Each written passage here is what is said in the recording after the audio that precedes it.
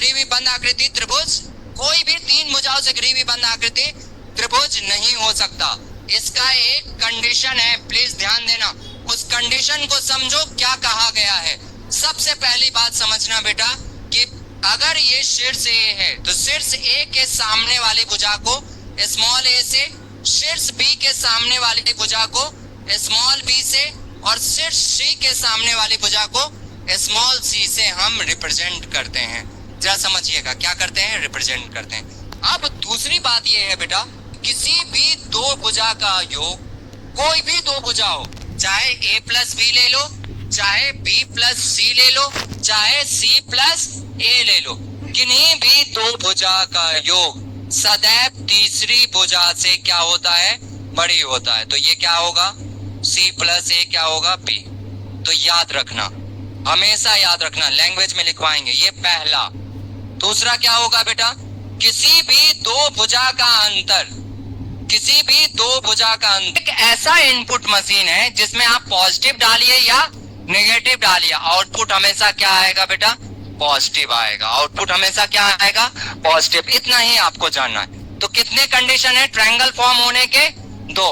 अगर मैं इसको लैंग्वेज में लिखवाऊं तो क्या लिखवाऊंगा, जरा सोचिए। अगर मैं इसे लैंग्वेज में लिखवाऊं तो मैं कह सकता हूं the sum of any two side, the sum of any two sides is always greater to the third side, is always greater to the third side। और अगर इसे मैं लैंग्वेज में कहूं तो the difference between any two side is always less than third side। जरा अपनी भाषा में बात कर ले तो याद रखिएगा बेटा, दो भुजाओं का योग सदैव तीसरी भुजा से बड़ा होता है और दो भुजाओं का अंतर सदैव तीसरी भुजा से छोटा होता है। या यूं कहो कि तीसरी भुजा बड़ी होती है दो भुजाओं के अंतर से, या यूं कहो कि दो भुजा का योग बड़ा होता है तीसरी भुजा से।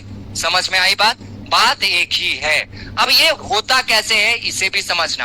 अब कैसे मान ले कि ये बात सत्य है, जरा समझना। आज जो मैं बता रहा हूं उसे जरा समझना। अब प्रैक्टिकली देखो, ये सब जितना इमेजिन करोगे, जितना फिगर को विजुअलाइज करोगे, जो डायग्राम दिया गया जितना उसे देखोगे उतना ट्रायंगल और सर्कल वगैरह सीख पाओगे। इसको रटने वाली चीज नहीं है बेटा, इसे समझना पड़ेगा आपको। अब मैं कह रहा हूं कि मान लीजिए एबीसी क्या है, ट्रायंगल है। ये रहा ए बी, बी सी और सी ए। अब गौर से देखना मेरे भाई, ये फैन ऑफ कर दीजिएगा, ये वाला फैन ऑफ कर दीजिएगा। आप लोग रहने दीजिए, जिनको बोले हैं वो कर देगा, आप समझने पे ध्यान दीजिए। अगर मैंने कहा बेटा, अगर एबीसी क्या है, एक ट्रायंगल है, एबीसी क्या है, एक ट्रायंगल है। अब बताइए, अगर कोण ए छोटा हो रहा है तो सामने वाली भुजा क्या हो रही है, छोटी। अगर कोण ए बड़ा हो रहा है तो सामने वाली भुजा क्या हो रही है, बड़ी। तो यहां से हमें क्या सीखने को मिला कि जो कोण जितना बड़ा सामने वाली भुजा उतनी बड़ी, जो कोण जितना छोटा सामने वाली भुजा उतनी छोटी। वाइस वर्सा, उल्टा बताइए। मैंने कहा जो भुजा जितना बड़ा उसके सामने वाली भुजा उतनी बड़ी, जो भुजा जितना छोटा उसके सामने वाली भुजा उतनी छोटी। समझ में आ रही है बात? मैं चलवा दूंगा भाई, 5 मिनट रुक जाओ। आवाज इतना आ रहा है, इको हो रहा है, क्या हो गया? 2 मिनट रुक जाओ बेटा। यही तो दिक्कत है, पढ़ाई के टाइम पे 2 मिनट सुन लो, चलवा देंगे। अगर सारा फैन ऑफ हो गया तो चलवा देंगे, नहीं हुआ है तो पहले सीख लो। क्या कहा मैंने, एक बार फिर से सारे भाई एक साथ समझना, फिर से सुनिए। जो कोण जितना छोटा सामने वाली भुजा उतनी छोटी, जो कोण जितना बड़ा सामने वाली भुजा उतनी बड़ी। उल्टा, अगर भुजा बड़ी तो सामने का कोण बड़ा, भुजा छोटी सामने का कोण छोटा। अगर सबसे बड़ी भुजा है तो उसके सामने का कोण क्या होगा, सबसे बड़ा कोण। अगर मैंने कहा सबसे छोटा कोण है तो सामने वाली भुजा क्या होगी, सबसे छोटी भुजा होगी। बात समझ में आ गया? ये बात क्लियर है मेरे भाई? एक कॉन्सेप्ट आपको ये पता होना चाहिए। दूसरा कॉन्सेप्ट आगे हम इसको सिखाएंगे। दूसरा कॉन्सेप्ट आपको बस इतना याद रखना है कि अगर किसी त्रिभुज में, मेरे भाई, मेरे बंधु, मेरे सखा, मेरे दोस्त, अगर दो भुजा, कोई भी दो भुजा बराबर हो, मैंने कहा ये भी बी है, ये भी बी है, अगर दो भुजा बराबर है तो उसके सामने के दो कोण भी क्या होंगे, बराबर होंगे। समझ में आई बात? अगर दो भुजा बराबर है तो सामने के दो कोण बराबर होंगे। तो ये क्या आ जाएगा, अगर ये थीटा है तो ये भी क्या होगा, थीटा। ट्रायंगल का नाम क्या है, ABC, यानी कि AB बराबर अगर AC है तो याद रखना कोण B बराबर कोण C। दो भुजा बराबर सामने के दो कोण बराबर, दो कोण बराबर सामने के दो भुजा बराबर होंगे। इतनी बातें आपको समझ में आ गया? यहाँ तक किसी को कोई दिक्कत नहीं है? फटाफट इतना लिखिए फिर हम आगे बढ़ेंगे बेटा। क्यों होता है ऐसा आज सीखेंगे, आराम से लिखिए, कोई दिक्कत नहीं है, समझ के। चलवा देता हूँ फैन बेटा, परेशान मत हो, चलवा देता हूँ, 2 मिनट रुक जाइए, चलवा दे रहा हूं। आवाज इको हो रहा है?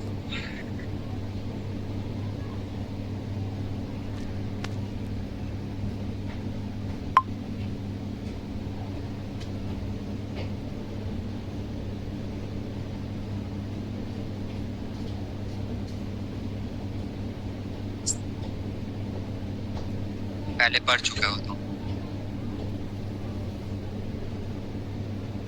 फैन चला दीजिए इन लोगों को, क्योंकि परेशान हो गए हैं। आप अच्छे से लिखिएगा बेटा। पहले लिखिए फॉर्मेशन ऑफ ट्रायंगल।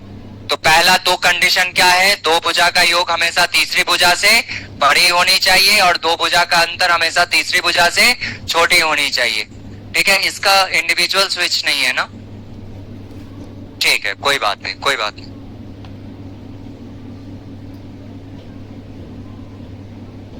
और ऐसा क्यों होता है बेटा, आज आप पहली बार देखोगे। ऐसा क्यों होता है, सिर्फ अभी तक रटे थे, आज सीखेंगे कि ऐसा क्यों होता है, कैसे होता है। अभी 9th-10th में पढ़े होगे ना बेटा, और नहीं पढ़े थे तो यहां तक पहुंचे कैसे? ठीक है,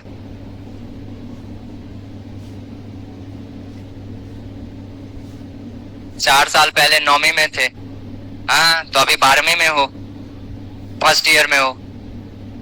चचा भी अपने आप को अगर बोलेगा बेटा कि हम फर्स्ट ईयर सेकेंड ईयर में हैं तो दिक्कत है। कोरोना का बहाना बुज़दिल कभी एक्सक्यूज नहीं देते, हमेशा याद रखिएगा। अब एक्सक्यूज देना बंद कीजिए, क्या सब कोरोना के ही प्रोडक्ट हैं। चलिए आगे आगे, चलिए आगे बढ़ते हैं। नोट कर लिए बेटा, ये कंडीशन नोट करना, दो भुजा बराबर सामने के दो कोण बराबर, दो कोण बराबर सामने के दो भुजा बराबर। उसके बाद मैंने क्या कहा था, अगर सबसे बड़ा कोण है तो सामने की भुजा सबसे बड़ी भुजा होगी, अगर सबसे बड़ी भुजा है तो सामने का कोण सबसे बड़ा कोण होगा। कोचिंग की संपत्ति को अपना संपत्ति मानिए, तोड़ने से कोई मतलब नहीं है बेटा। चलिए आगे बढ़ते हैं।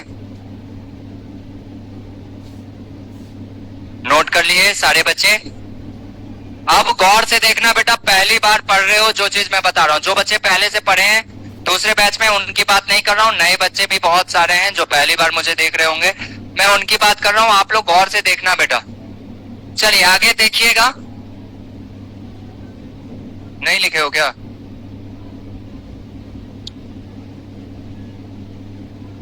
कौन लिख रहे हैं?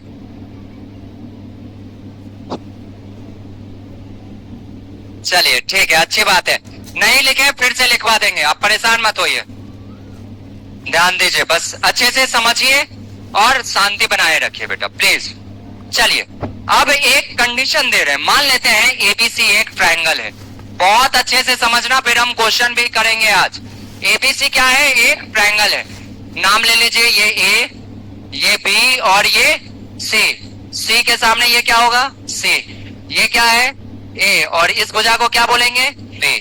मैंने कहा कि कंस्ट्रक्शन करते हैं, रचना करते हैं। AC बराबर जितना AC है उतने लंबाई का B को A से हमने बढ़ाया।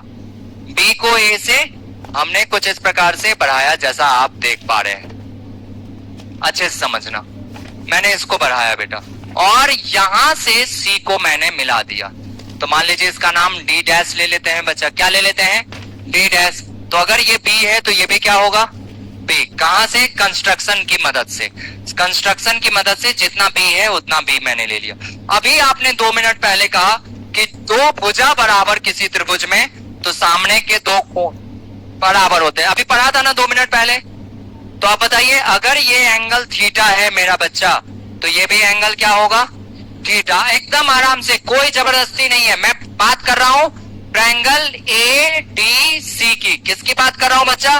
ट्रायंगल ए डी सी की। अब आराम से समझना मेरे भाई, ये एंगल कितना आ गया? थीटा। अब बताओ बी से डी तक क्या आ जाएगा बेटा?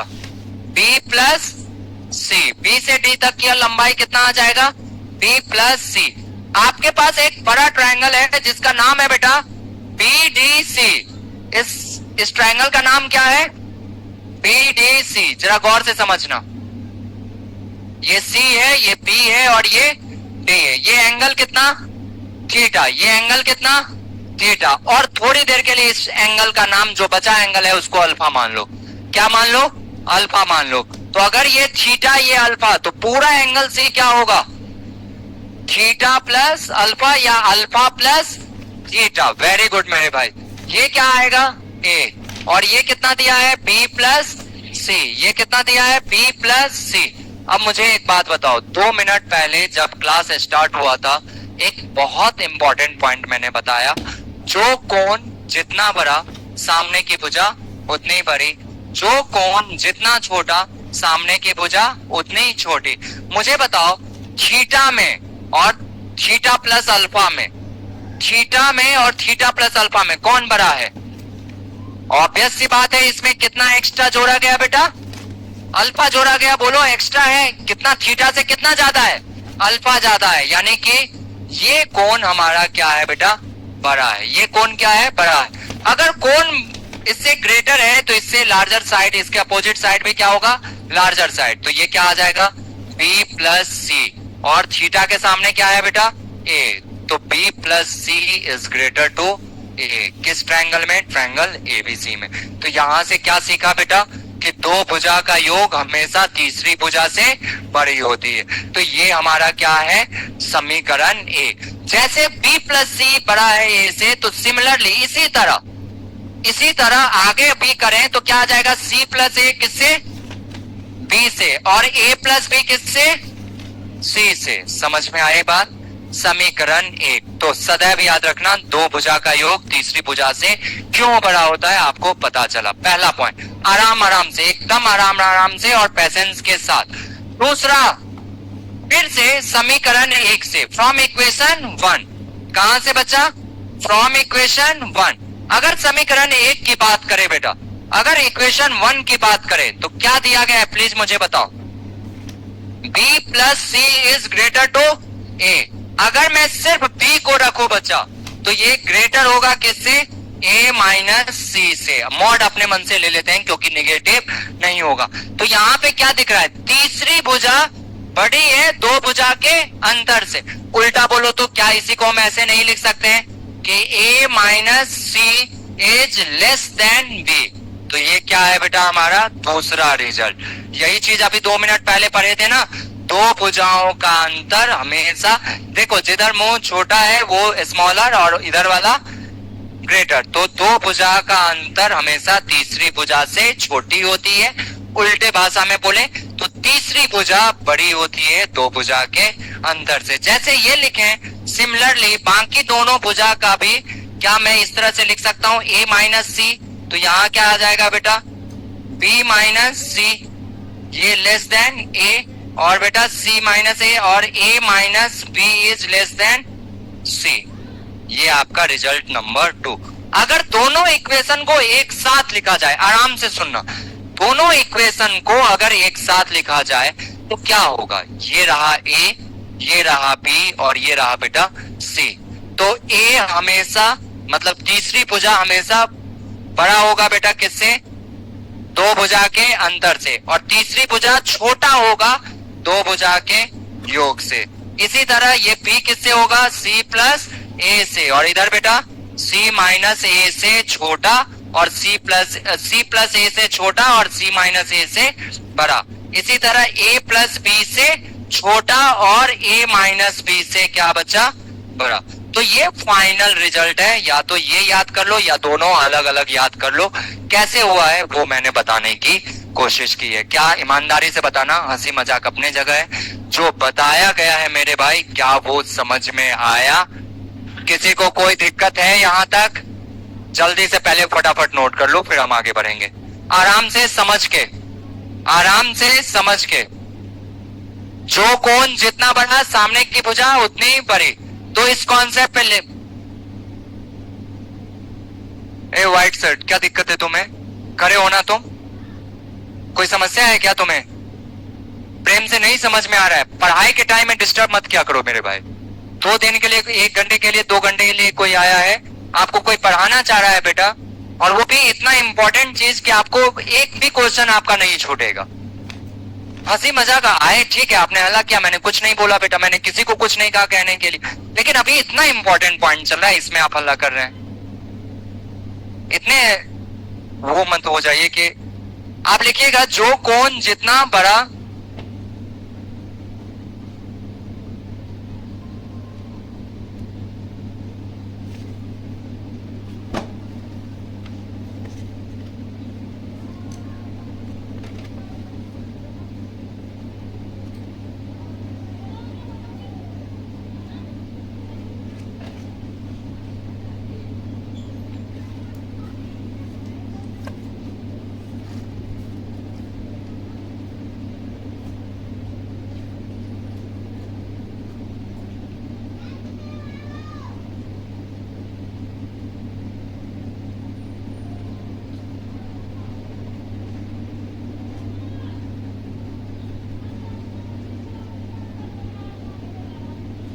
और इक्वेशन 1 इक्वेशन 2 लिखते जाना, आगे हमें काम आएगा।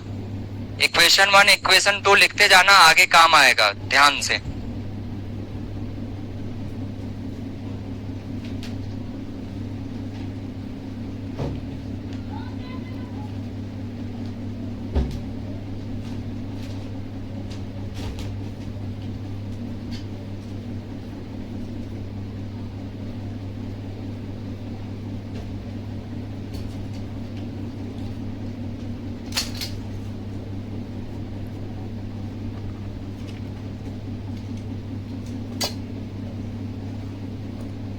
मान लो इसको हमने थीटा माना, तो ये भी अपने आप थीटा, और इसको मैंने मान लिया अल्फा। तो बड़े वाले ट्रायंगल, अब इसको भूल जाओ। बड़े वाले ट्रायंगल में जब हम देखते हैं तो ये सिर्फ थीटा बचा, और ये पूरा क्या बचा बेटा? Theta plus alpha. और चूंकि ये कोण बड़ा है इससे, इसके सामने वाली भुजा भी बड़ी होगी इससे, यही चीज मैंने यहाँ पे यूज किया है। ठीक है, समझ के अच्छे से बहुत प्रेम पूर्वक लिखिएगा, ऐसे नोट्स बनाइएगा कि बाद में आपको रिवाइज करने की जरूरत ना हो बेटा। नहीं समझ में आ रहा है बेहिचक बताइए, मैं बताऊंगा। अगर समझ में आ रहा है तो ईमानदारी से पढ़ना है।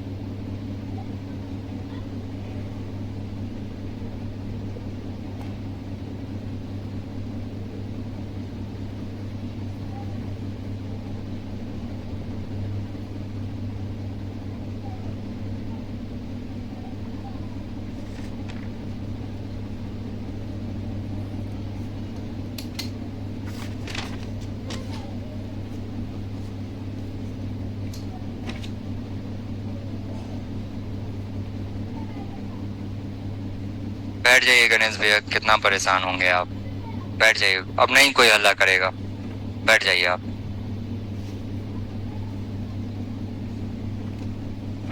बिल्कुल अच्छा नहीं लगता है कि इन लोगों के कारण आप परेशान हो। बैठ जाइए, अब कोई कुछ नहीं बोलेगा।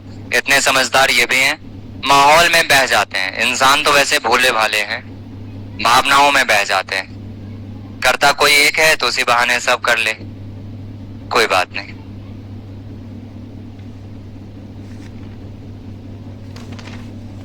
टेढ़ा है पर मेरा है।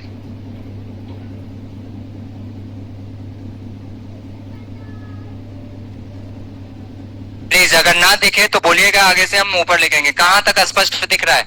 यहां तक दिख रहा है? ठीक है, यहीं तक लिखेंगे। ठीक है, नेक्स्ट टाइम से।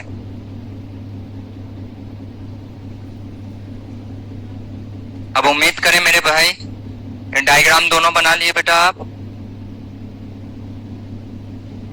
गुड, चलिए उम्मीद करते हैं लिख लिए होंगे। ठीक है, आराम से लिखिए, कोई बात नहीं, आराम से लिखिए आप।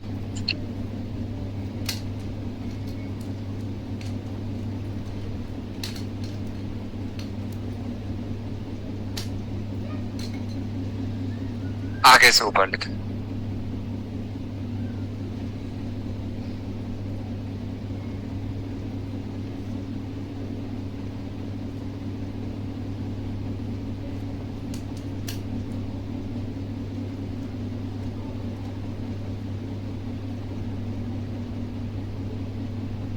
अब लिख लिए बेटा, प्लीज अच्छे से समझ के बताइए, लिख लिए हैं?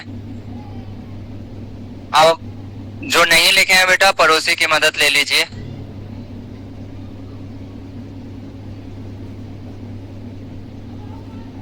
पड़ोसी भी नहीं लिखा है तो कैसा पड़ोसी चुन के बनाए हो? चलिए,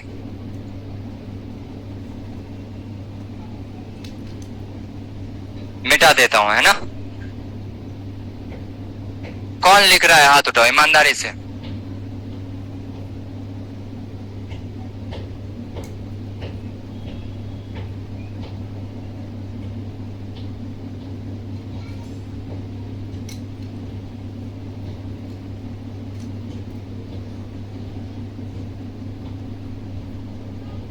लास्ट वाला लाइन लिख लो, सब कुछ लिख लिया, ठीक है? बाकी चीज नहीं भी लिखे तो चलेगा, लास्ट वाला लाइन लिख लीजिएगा।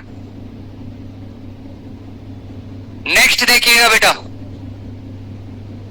कितने अभी रिजल्ट हुए हैं? 2, एक इक्वेशन 1, एक equation the sum of any two side is always greater to the third side and the difference between any two side is always less than third side. Hindi में कहें तो दो भुजाओं का योग सदैव तीसरी भुजा से बड़ी होती है और दो भुजाओं का अंतर सदैव तीसरी भुजा से छोटी होती है। यहां तक हम सीख पाए। आगे बताइए, त्रिभुज में बेटा समीकरण एक याद रखना आप, त्रिभुज में तीनों भुजाओं के योग को क्या कहते हैं? परिमाप। परिमाप मतलब पेरीमीटर। पेरीमीटर मतलब sum of all three side, sum of all three side, सभी भुजाओं का योग। अब एक चीज और समझना मेरे भाई, अगर मैं कहता हूं अर्ध परिमाप, अर्ध परिमाप, आप प्लीज सुनते जाना बेटा, आराम से प्लीज सुनो। अर्ध परिमाप यानी सेमी पेरीमीटर। सेमी पेरीमीटर किससे डिनोट करते हैं? एस से। किससे डिनोट करते हैं? तो ये क्या होता है? परिमाप का आधा, परिमाप का आधा, यानी कि a plus B plus C by 2। समझ में आ गई बात? कायदे से हम बस इतना कहना चाह रहे थे बेटा, S बराबर a plus B plus C by 2, और इसे अर्ध परिमाप बोलते हैं। ठीक है, फिर से फ्रॉम इक्वेशन 1, समीकरण एक हमेशा याद रखना क्या है? b प्लस सी था, क्या था? b प्लस सी, यही था समीकरण एक। ठीक है, समीकरण एक में बेटा adding both side, adding a in both side, दोनों साइड क्या? a जोड़ने पे, दोनों साइड क्या जोड़ने पे? तो मुझे बताइए क्या आएगा? a plus B plus C is greater to a plus A. आराम से समझना, एकदम आराम से। a plus B plus C को आप क्या कह सकते हैं बेटा? 2s। अगर a plus B plus C by 2 बराबर s, तो 2s बराबर क्या आएगा? a plus B plus C. तो यहाँ पे क्या आ जाएगा? या फिर आप ऐसे ही लिखिए, कोई बात नहीं, अगर आपको नहीं समझ में आ रहा है तो 2a, दोनों को 2 से भाग दे दीजिए, कट गया बेटा। और a plus B plus C by 2 को क्या लिखते हैं? s। तो s, ठीक है, यहां से आगे बढ़िए, यहां तक तो दिख रहा होगा, यहां तक दिख रहा है ना? ठीक है, अगर मैं बात करूं a plus B plus C by 2, अभी आपने कहा इसको क्या कहते हैं? s। s is greater to a। तो यहाँ पे एक बहुत इंपॉर्टेंट रिजल्ट आपके सामने आया, सदैव याद रखना कि अर्ध परिमाप हमेशा त्रिभुज के किसी भी भुजा से हमेशा क्या होगा? बड़ा होगा, चाहे वो भुजा ए हो, चाहे वो भुजा बी हो, चाहे वो भुजा सी हो। किससे? अर्ध परिमाप से। तो सिमिलरली बताओ क्या आ जाएगा मेरे भाई? एस बड़ा होगा बी से और ग्रेटर टू सी। तो ये समीकरण कितना था बेटा? 3 था। ये समीकरण कितना था?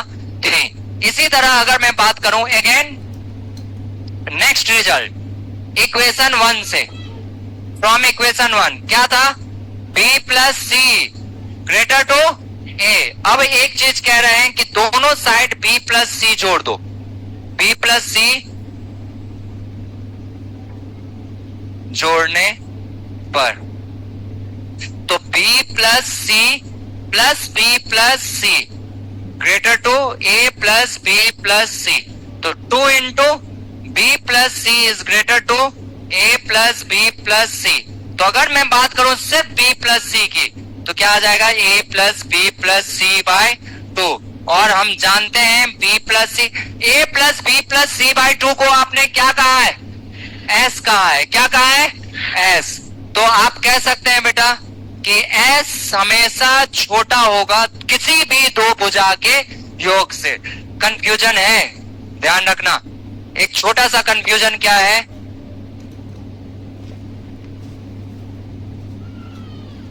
खुद भी शर्म होना चाहिए लोगों को। एक छोटा सा कंफ्यूजन क्या है जरा समझना, कि अर्ध परिमाप हमेशा किसी भी भुजा से पहला और किसी भी दो भुजा के योग से अर्ध परिमाप हमेशा छोटा होता है। या यूं कहो कि दो भुजा हमेशा अर्ध परिमाप से बड़ा होता है और एक भुजा हमेशा अर्ध परिमाप से छोटा होता है। कंडीशन दोनों अलग अलग है मेरे भाई, फिर से सुनना आराम से। अर्ध परिमाप से सारी भुजाएं छोटी होंगी, S से A भी छोटा, S से B भी छोटा और S से C भी छोटा। और किसी भी दो भुजा का योग, किसी भी दो भुजा का योग जो हमेशा बड़ा होगा किससे बेटा, S से। तो ये इक्वेशन नंबर कितना आएगा, 4। इक्वेशन नंबर क्या, 4। अब मुझे बताइए बेटा, इसको अगर ये ऐसे लिख सकते हैं b plus C is greater to s, इसी तरह क्या लिख सकते हैं, c plus a is greater to s और a plus b is greater to s। कैसे, तो सिमिलरली इसी तरह, इसी तरह जल्दी से नोट कर लीजिएगा, दोनों रिजल्ट नोट कर लीजिए फटाफट, दोनों रिजल्ट नोट कर लीजिए। विथ प्रूफ बता रहे हैं, ऐसा नहीं है कि कहीं से हमने आपको पुट करके दे दिया। कैसे हो रहा है, क्या हो रहा है, देखिए पहला दो तो सब जानते थे, ईमानदारी से बताइए। लास्ट के दो का रिजल्ट नंबर 3 और रिजल्ट नंबर 4, ईमानदारी से बताओ कितने बच्चे पहले से जानते थे। जो पढ़े हैं बहुत अच्छी बात, जो नहीं पढ़े हैं वो पहली बार आप देख रहे होंगे बेटा। अगर पहले से पढ़े हैं तो अच्छी बात है, नहीं पढ़े हैं तो ये दोनों रिजल्ट आपके लिए एकदम नया है। अच्छे से समझिएगा, इस पे क्वेश्चन आएंगे। अभी 17 क्वेश्चन दिए हैं फॉर्मेशन ऑफ ट्रायंगल से, 17 के 17 क्वेश्चन आपको करने हैं, बशर्ते आप अच्छे से एक्टिव होके देखिए।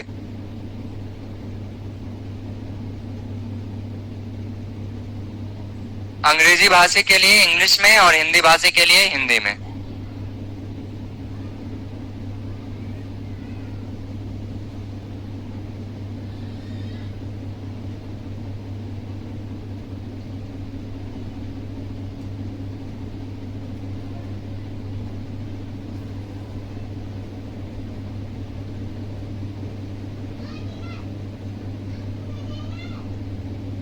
ध्यान रखेंगे।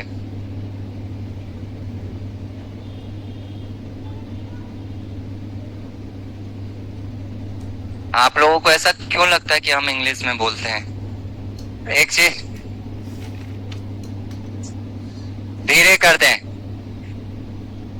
तो ऐसे में तो बेटा मुझे आज ये टॉपिक कंप्लीट कराना है। आप जितना जल्दी लिखेंगे, जितना अच्छे से समझ के लिखेंगे उतना बढ़िया। अगर मान लीजिए बीच में अटक जाएगा तो फिर कल से सर्कल, परसों से सर्कल स्टार्ट हो जाएगा, ये टॉपिक आपका रह जाएगा। मैं चाहता हूं आज आया हूं तो कम से कम एक टॉपिक तो कंप्लीट कर दूं कि जब आप क्वेश्चन बनाओ तो आपको समझ में आए। कोई बात नहीं, आप पढ़िए, समझने से ज्यादा, लिखने से ज्यादा समझने पे ध्यान दीजिएगा और पढ़िए जहां तक हो पाएगा, जितना हो पाएगा 2 घंटे में उतना ही पढ़ेंगे। जबरदस्ती कुछ नहीं है, कसम नहीं कहा है कि आज ही कंप्लीट कर देना है। नहीं होगा, एक क्लास और ले लिया जाएगा कभी, ऐसे ही कभी सर नहीं रहे तो। आप आराम से पढ़िए, कोई जबरदस्ती नहीं है, समझ के पढ़िए।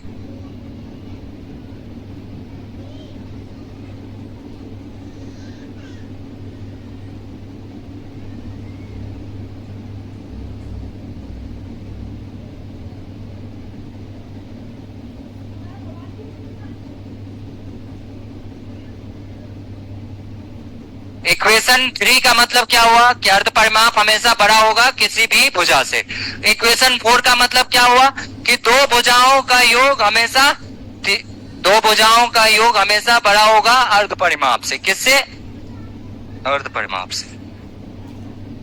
ठीक है, उम्मीद करें कि लिख लिए होंगे अब। ठीक है, आराम से लिखिए, कोई बात नहीं, हो जाए तो मुझे बोल दीजिएगा।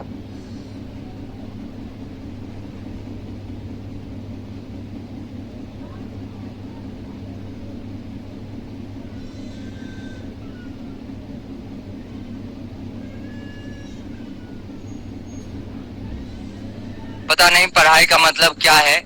जब आप वनडे कॉम्पिटिटिव एग्जाम की तैयारी करते हैं और इतने बड़े एग्जाम की तैयारी करते हैं जहां पे आप डायरेक्ट इनकम टैक्स इंस्पेक्टर और एक्साइज इंस्पेक्टर बनेंगे, तो वहां पे आप वही चीज पढ़िए बेटा जो एग्जाम ओरिएंटेड है। बहुत ज्यादा पढ़ लेने से हो सकता है आप स्कॉलर बन जाएं, विद्वान बन जाए, लेकिन आपका सिलेक्शन नहीं होगा। सदैव याद रखना, हमें पढ़ना वही है जो एग्जाम से रिलेटेड है। और जितनी चीजें मैं बता रहा हूं सारे क्वेश्चन आए हुए हैं। ऐसा एक भी चीज नहीं बता रहा हूं मेरे भाई कि जो मैं अपने मन से ऐसे ही दे दिया हूं कि चलो कोई नहीं, ये भी होता है, ये भी नहीं होता है, ये पूछा जाता है, होता बहुत कुछ है ट्रायंगल में, लेकिन हमें पढ़ना वही चीज है जो एग्जाम ओरिएंटेड है। तो ध्यान रखिएगा, जो भी नोट्स बनवा रहे हैं बहुत अच्छे से बनाइएगा। चलिए, अब लिख लिए होंगे, बहुत बढ़िया। अब आगे देखना, नेक्स्ट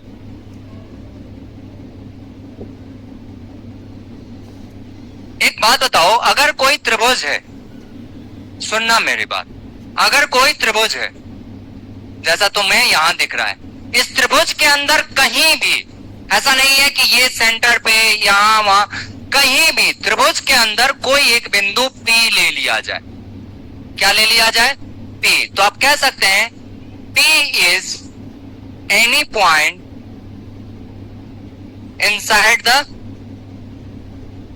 inside the triangle।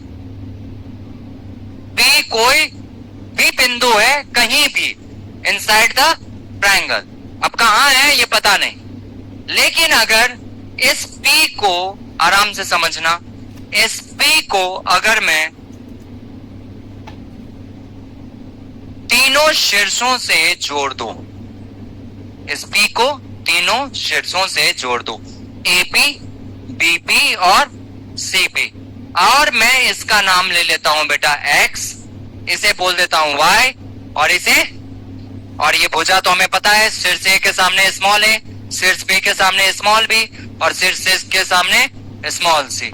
अब मुझे बताइए, आपको इस ट्रायंगल के अंदर ये तीन ट्रायंगल दिख रहे होंगे, APC, उसके बाद BPC और CPA, तीन त्रिभुज दिख रहे हैं आपको। बोलिए, अभी 2 मिनट पहले आपने कहा था किसी भी त्रिभुज में दो भुजा का योग हमेशा तीसरी भुजा से, तो यहां पे हम कह सकते हैं x plus Y is greater to b।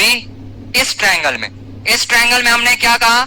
y plus Z is greater to a। Very good. इसी तरह इसमें क्या कह सकते हैं मेरे भाई? x plus Z is greater to, बहुत बढ़िया। आपके पास कितने समीकरण हैं? 3। क्या मैं तीनों को जोड़ सकता हूं? डायरेक्ट लिखो ना, एड 1 प्लस 2 प्लस 3। अब बताओ, वी गेट क्या पाते हैं? x plus Y is greater to b, y plus Z is greater to a और x plus Z is greater to c। तीनों को जोड़ो, क्या आ जाएगा? 2 into X plus Y plus Z और ग्रेटर टू, और अगर मैं सिर्फ x plus Y plus Z की बात करूं, ग्रेटर टू, अगर मैं इसका रिजल्ट करूं तो आप लिख सकते हैं हेंस क्या बचा? x plus Y plus Z is greater to s। याद रखिएगा, रिजल्ट नंबर 5वां, रिजल्ट नंबर 5वां। इन तीनों भुजाओं का योग हमेशा अर्ध परिमाप से बड़ा होगा। इन तीनों भुजाओं का योग अर्ध परिमाप से क्या होगा? बड़ा होगा। जल्दी से लिख लीजिएगा।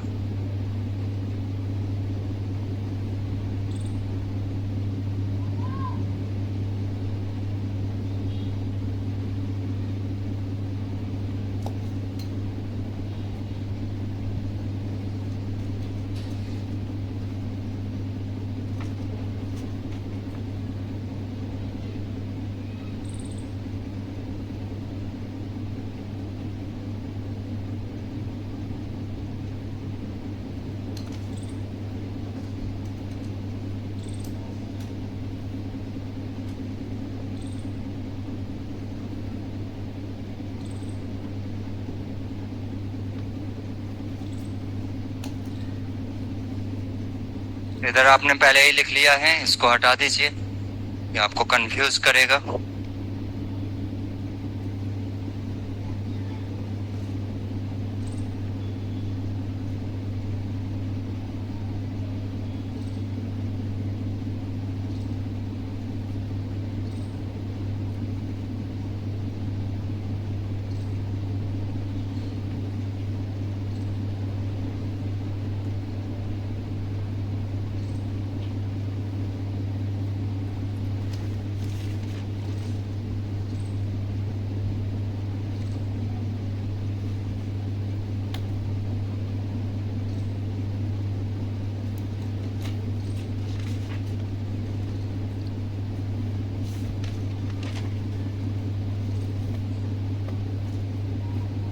हमेशा याद रखिएगा a plus B plus C by 2 क्या कहलाता है? अर्ध परिमाप। ठीक है।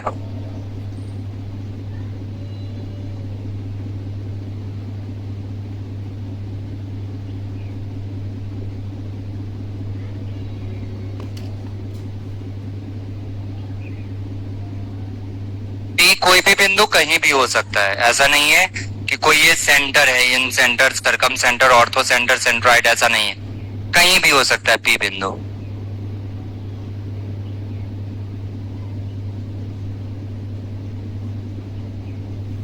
उम्मीद करें लिख लिए होंगे।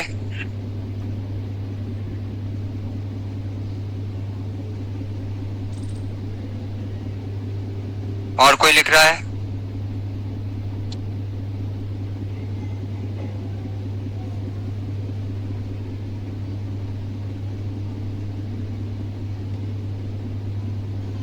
अब हेडिंग डालिएगा। पहला टॉपिक आपका कंप्लीट हुआ। फॉर्मेशन ऑफ ट्रायंगल में आपने 5 चीजें पढ़ा है। जल्दी से सारे बच्चे मेरा साथ दीजिएगा, आप बताइएगा कि सर मेरे को समझ में आया या नहीं आया। एक बार फिर से रिवाइज कर रहा हूँ। पहली बात ये थी, प्लीज मेरी बात सुन ले 2 मिनट। पहली बात ये थी कि किसी भी त्रिभुज को बनने के लिए 2 कंडीशन का होना बहुत जरूरी है, इसके बिना त्रिभुज नहीं बनेगा। पहला ये था किसी भी 2 भुजा का योग तीसरी भुजा से बड़ी होगी, या फिर किसी भी 2 भुजा का अंतर तीसरी भुजा से छोटी होगी, या उल्टा कहो तो तीसरी भुजा बड़ी होगी 2 भुजा के अंतर से। 2 पॉइंट। तीसरा पॉइंट था बच्चा, तीसरा पॉइंट आपका ये था कि हमेशा अर्ध परिमाप किसी भी भुजा से बड़ी होगी, अर्ध परिमाप किसी भी भुजा से बड़ी होगी। चौथा पॉइंट था कि किसी भी 2 भुजा का योग हमेशा अर्ध परिमाप से बड़ा होगा, मतलब कि अर्ध परिमाप अब की बार छोटा होगा और 2 भुजा का योग बड़ा होगा। 5वां पॉइंट था अगर किसी त्रिभुज के अंदर P कोई बिंदु हो तो शीर्ष से P को जोड़ने वाली रेखाखंडों का योग, दैट इज AP, BP और CP, इसका योग हमेशा क्या होगा? बड़ा होगा। किससे? अर्ध परिमाप से। समझ में आई बात? ये एक पार्ट है फॉर्मेशन ऑफ ट्रायंगल का। दूसरा पार्ट बहुत इंपॉर्टेंट, बहुत ज्यादा इंपॉर्टेंट, हेडिंग डालिएगा टाइप्स ऑफ ट्रायंगल, त्रिभुज के प्रकार। बहुत इंपॉर्टेंट बेटा, टाइप्स ऑफ ट्रायंगल, त्रिभुज के प्रकार।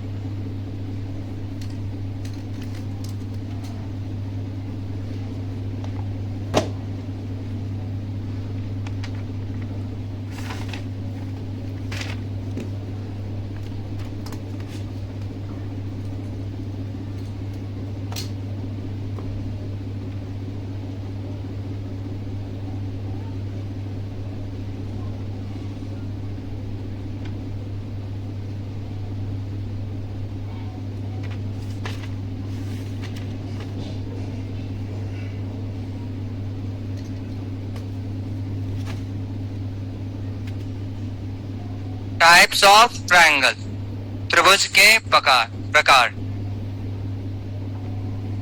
ठीक है, समझना, त्रिभुज को दो भागों में बांटा गया।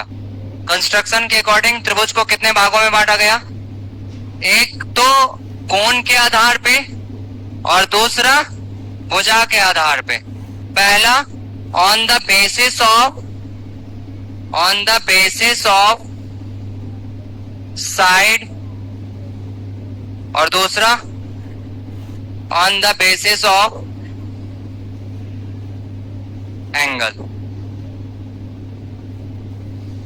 देखो साइड वाला तो बहुत आसान है, साइड वाला समझना बहुत आसान है, क्योंकि इस पे बहुत ज्यादा क्वेश्चन नहीं आता है क्वेश्चन बेटा किस पे? फॉर्मेशन ऑफ ट्रायंगल पे, एंगल के बेसिस पे। ध्यान देना, आगे हम रिपीट करेंगे। पहला ट्रायंगल याद रखिएगा, किसी त्रिभुज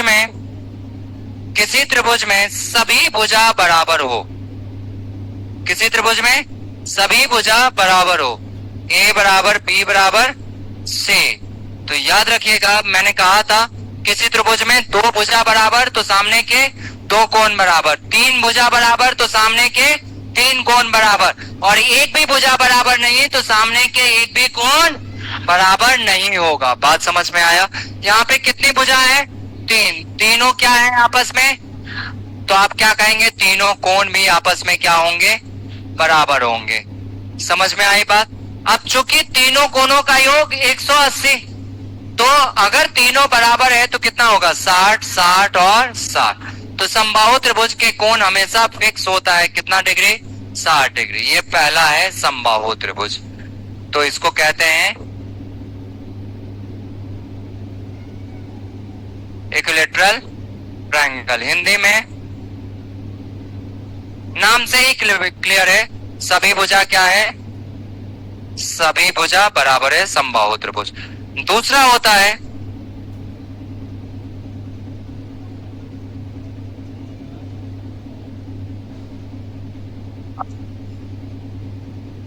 आइसोसेलेस ट्रायंगल। हिंदी में कहते हैं सम द्वि। द्वि मतलब दो, जिसकी दो भुजा, कोई भी दो भुजा क्या हो? बराबर हो, समद्विबाहु त्रिभुज। समद्विबाहु त्रिभुज अभी आपने 2 मिनट पहले जब ट्रायंगल स्टार्ट हुआ था तो पढ़ा था कि कोई भी दो भुजा क्या हो? बराबर। तो B बराबर C है लेकिन A बराबर नहीं है, तो A is not equal to B, is equal to C। अब जो भुजा बराबर उसके सामने के कोण बराबर, तो कोण B बराबर तो कोण C होगा, लेकिन कोण A बराबर नहीं होगा। तो इसे हम क्या कहेंगे? समद्विबाहु त्रिभुज। इसे क्या कहेंगे? समबाहु त्रिभुज। चलिए आगे बढ़ते हैं। तीसरा विषमबाहु त्रिभुज।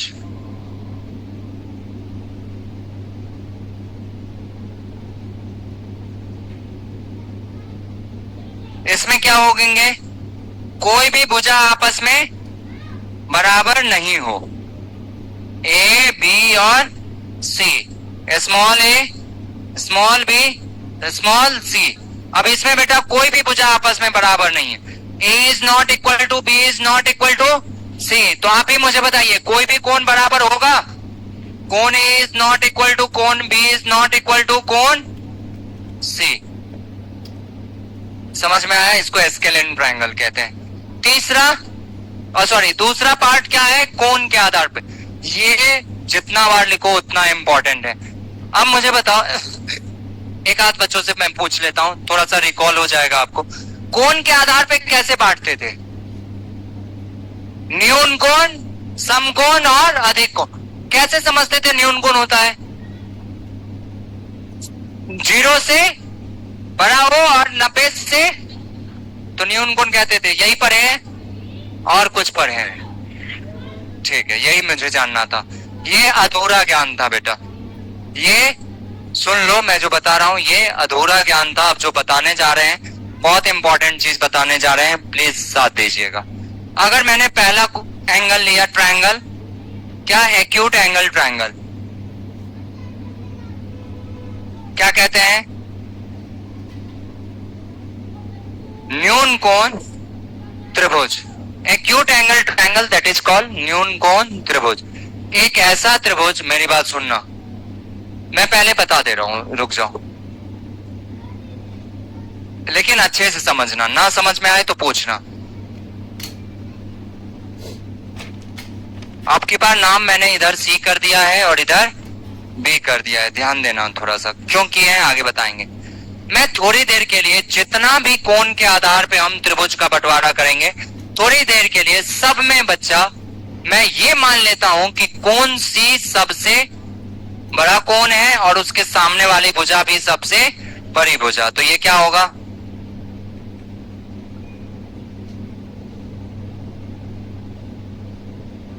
लार्जेस्ट साइड, सबसे बड़ी भुजा, तो ये क्या आ जाएगा, ए और बी। तो याद रखिएगा कि angle C is greater to angle B और angle C is greater to angle A, यानी कि C is the greatest angle. समझ में आई बात, मान लिया ऐसा, आप बी को मान लो, आप ए को मान लो, तुम्हारे ऊपर है।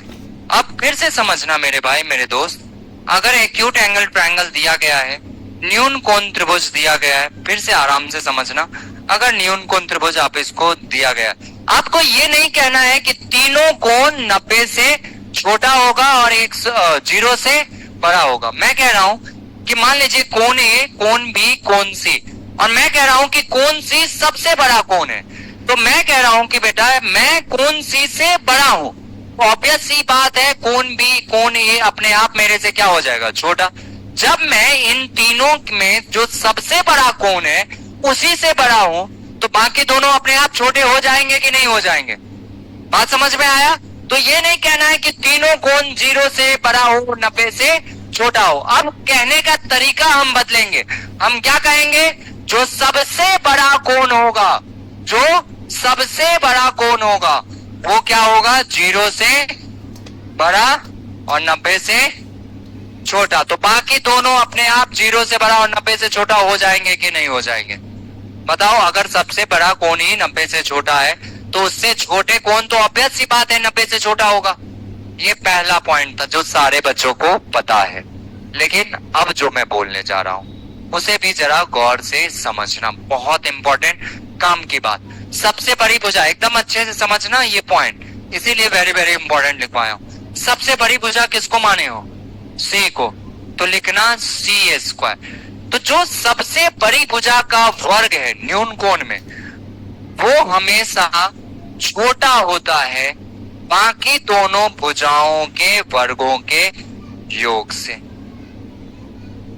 फिर से सुनना, न्यून कोण में सबसे बड़ी भुजा क्या, सी, तो न्यून कोण त्रिभुज में सबसे बड़ी भुजा का वर्ग बाकी दोनों भुजाओं के वर्गों के योग से छोटा होता है, या तो छोटे भुजाओं के वर्गों का योग बड़ा होता है सबसे बड़ी भुजा के वर्ग से। एक ही बात है। चलो ये कहानी किसकी है, न्यून कोण की।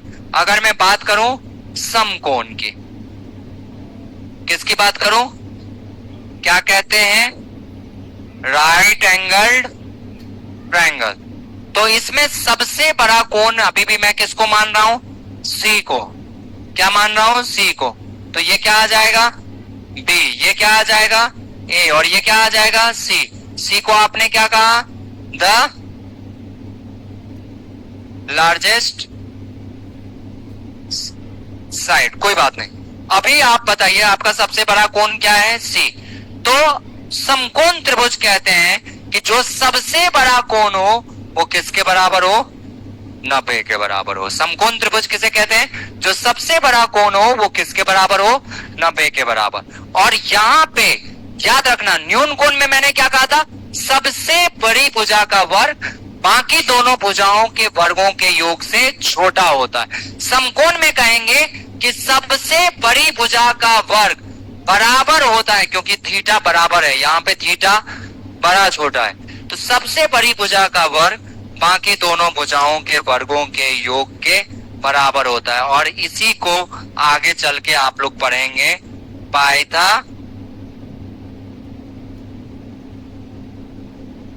थ्योरम।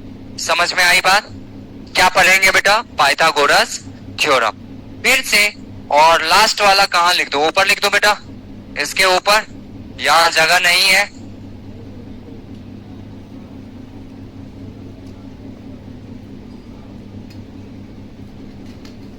ये त्रिभुज के प्रकार यहां तक लिखिए, लास्ट में हम लिख देंगे। यहां तक लिखिए पहले।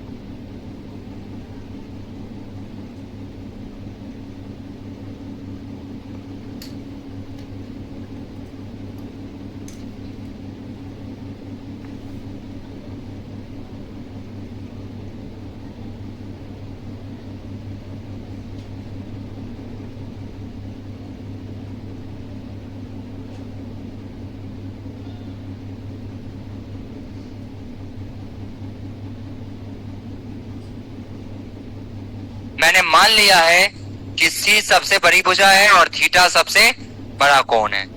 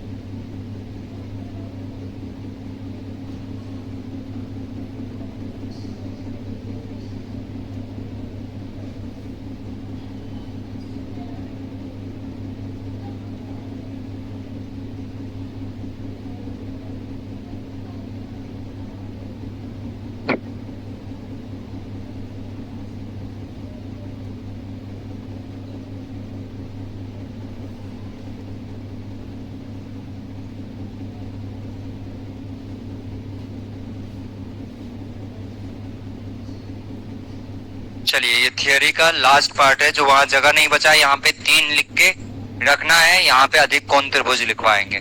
जगह नहीं था बेटा, इसीलिए मैंने नहीं लिखवाया। भुजा के आधार पे, कोण के आधार पे। न्यून कोण में क्या होगा? सबसे बड़ी भुजा का वर्ग छोटा होगा बाकी दोनों भुजाओं के वर्गों के योग से। समकोण त्रिभुज में क्या होगा? सबसे बड़ी भुजा का वर्ग बराबर होगा बाकी दोनों भुजाओं के वर्गों के योग से। अधिक कोण में क्या हो जाएगा? अपने आप बताओ। सबसे बड़ी भुजा का वर्ग बड़ा होगा किससे? बाकी दोनों भुजाओं के वर्गों के योग से। बस यही कह रहा है आपसे।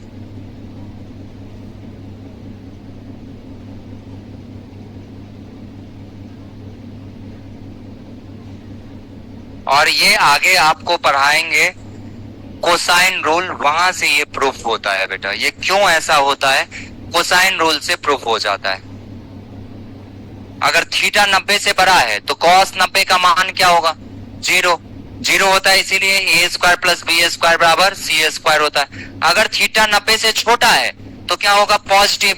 पॉजिटिव होगा तो A square plus B square is greater to C square. अगर थीटा 90 से बड़ा है तो साइन का मान, कॉस का मान क्या चला जाता है?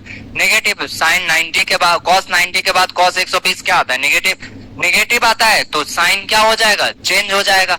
इसीलिए दो भुजाओं के वर्गों के योग क्या होते हैं? छोटे होते हैं तीसरी भुजा के वर्ग से। किसमें? अधिक कोण त्रिभुज में। किसमें? अधिक कोण त्रिभुज में। क्या लिख लिया आप लोगों ने? हो गया? मिटा दे।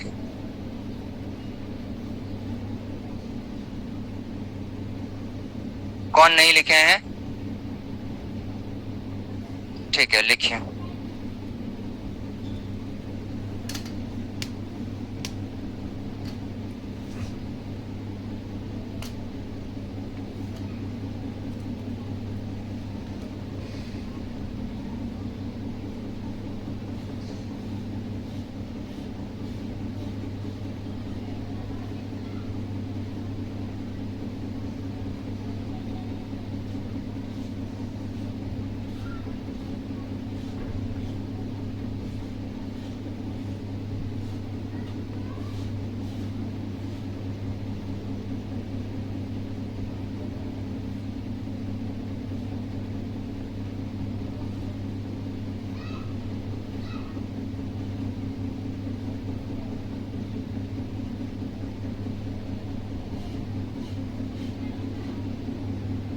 लिख लिए। एक साइड तो लिख लिए होंगे, ठीक है। अगर एक साइड भी अभी तक नहीं लिखे हैं तो फिर कोई मतलब नहीं है।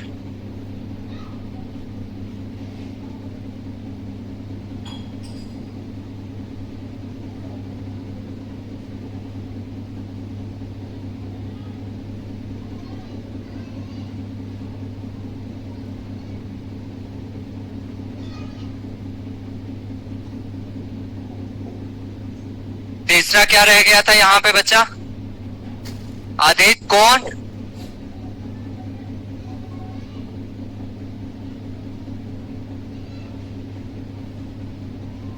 अधिक कोण त्रिभुज। प्लीज साथ दो, क्या होगा बेटा?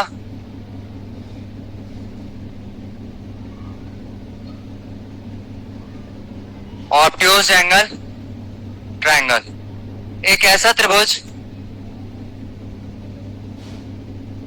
जिसमें सबसे बड़ा कोण यानी कि थीटा और उसके सामने वाली भुजा सबसे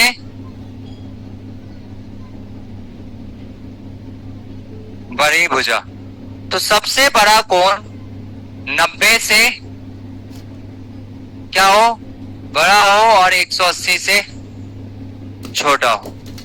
और बाकी दोनों भुजाएं दैट इज बी और ए, इनके वर्गों का योग हमेशा छोटा होता है सबसे बड़ी भुजा के वर्ग से, सबसे बड़ी भुजा के वर्ग से। ये लास्ट टॉपिक था बेटा, इसके नीचे लिखना है तीसरा नंबर, ठीक है। उसके बाद आप क्वेश्चन करेंगे एक एक करके, और आप बताना, क्वेश्चन खुद से करना, छापने का मतलब नहीं है। ना बने तो कोशिश करेंगे कि क्यों नहीं बन रहा है, क्या गलती हो रही है, और बन रहा है तो समझना आपने जो पढ़ा है वो बहुत बढ़िया पढ़ा है, ठीक है। पहले क्वेश्चन से स्टार्ट करें मेरे भाई, पहले लिख लीजिए आराम से, उसके बाद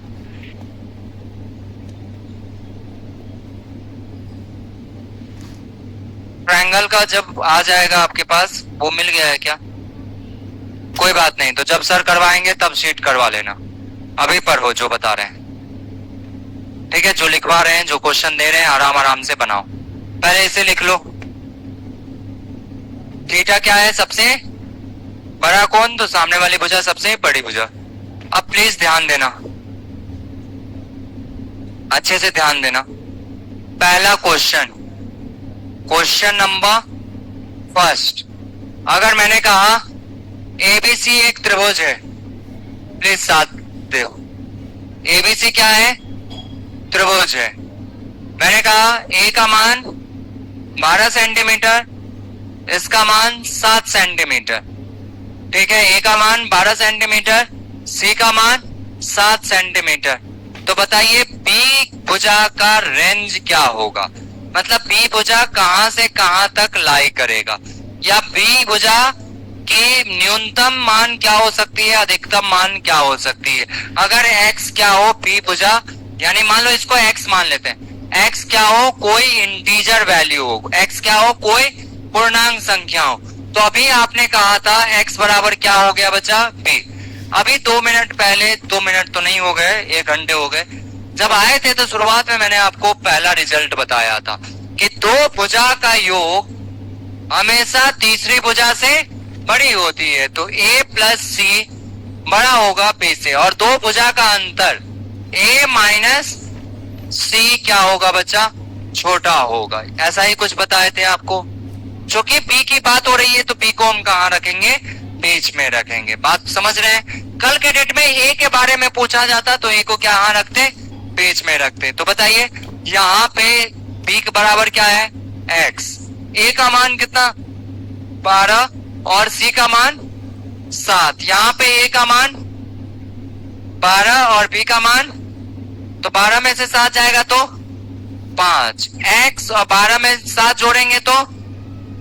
अब मुझे बताइए, मैंने ये भी साथ में कहा कि x is a integer, x क्या है, 4x इज अ इंटीजर।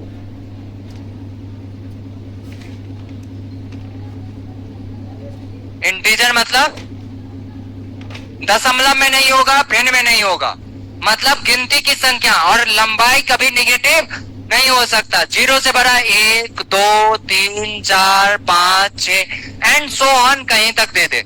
तो x अगर पूर्णांक है मेरे भाई, ठीक है, x अगर पूर्णांक है तो जरा समझना कि x के क्या क्या मान हो सकते हैं। तो सबसे पहले इसका रेंज क्या निकल के आया, 5 से बड़ा। तो क्या 5 होगा, क्या 19 होगा, नहीं होगा। आप देखो ऑप्शन क्या दिया गया था, पूछा गया क्वेश्चन है, ऑप्शन दिया था बेटा, प्लीज ध्यान देना। ऑप्शन दिया गया था कि 7 से बड़ा था a, sorry p, I mean x, और 12 से छोटा था। पहला ऑप्शन यही था। दूसरा ऑप्शन था मेरे भाई, तुम लोग अभी मैंने लिख दिया ना, अगर ऑप्शन देते तो हो सकता है 2-4 बच्चे गलती कर देते।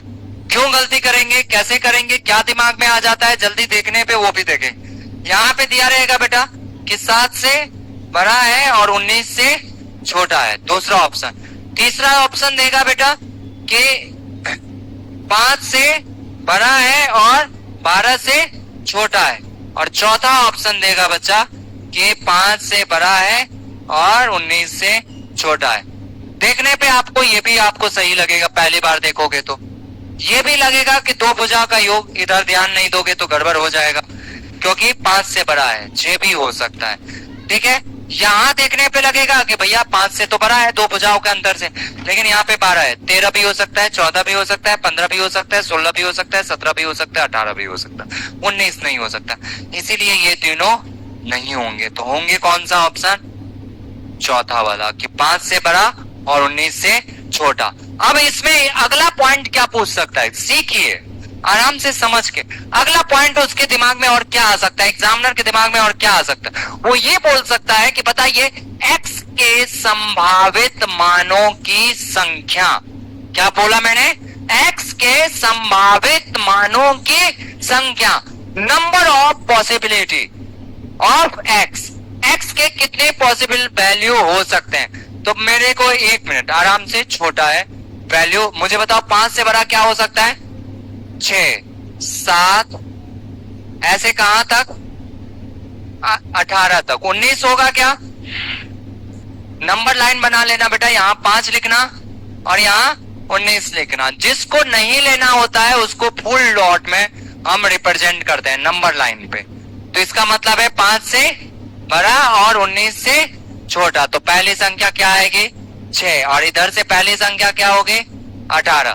तो 6 7 8 9 10 11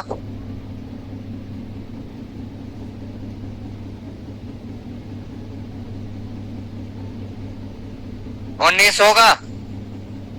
चलो ठीक है। दुर्भाग्य इस बात का नहीं है कि कुछ बच्चे हल्ला करते हैं, दुर्भाग्य इस बात का है कि पड़ोसी सुन के चुप रहता है। आपका लॉस है, वो तो जो करने आया वो कल भी वैसा ही करेगा, परसों भी वैसा ही करेगा, 5 साल बाद भी वैसा ही करेगा। रंगमंच अलग हो जाएंगे, कलाकार अलग हो जाएगा, ठीक है, ये सिनेमा हॉल अलग हो जाएगा, आप वहीं रह जाएंगे, ठीक है। आपको सोचना है जो पढ़ने आए हैं कि आपको कौन डिस्टर्ब कर रहा है, ठीक है। आप दोस्ती निभा लीजिए या पढ़ाई कर लीजिए। अगर आपको लगता है ये पूछा गया क्वेश्चन नहीं है तो आप पलट के देख लेना कि ये क्वेश्चन, इस टाइप के क्वेश्चन पूछे जाते हैं या नहीं पूछे जाते हैं। टेस्ट देते हो ना, क्या ऐसे क्वेश्चन आपको नहीं मिलते मेरे भाई, बताओ। नहीं मिलते हैं, अच्छी बात है बेटा, फिर तो सिलेक्शन पक्का है। नहीं मिलते हैं तो चलो ठीक है। अब मुझे बताओ कितनी पॉसिबल संख्या हो सकती है, 1 2 3 4 5 6 7 8 9 10 11 12 13। लेकिन अभी तो छोटा मान था, हमने तुरंत कह दिया कि 13 आंसर है। क्या, कितना आंसर है, 13 आंसर है। लेकिन जब मान लो 50 से लेके 480 तक होगा, अब उतना नंबर तो लिखेंगे तो नहीं, तब क्या करेंगे।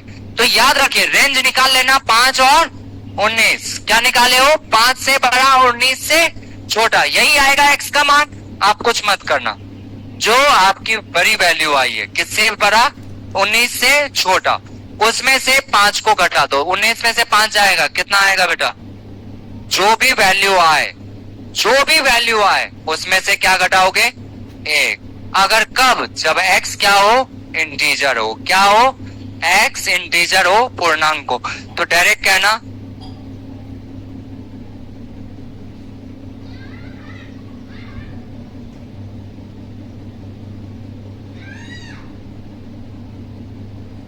तो 19 माइनस 1 5 कितना बेटा 14, 14 माइनस 1 कितना 13। तो पॉसिबल वैल्यू कितने हो सकते हैं 13। यहां से भी एन का मान कितना आया 13। समझ में आई बात? तो प्लीज नोट कर लीजिएगा बेटा। पहला प्रश्न बहुत इंपॉर्टेंट, बेसिक था, ये समझना जरूरी था। अब लेवल अच्छे होते जाएंगे, जैसे जैसे क्वेश्चन आगे बढ़ेगा वैसे वैसे इसके लेवल बहुत अच्छे होते जाएंगे। बस आप साथ दीजिएगा।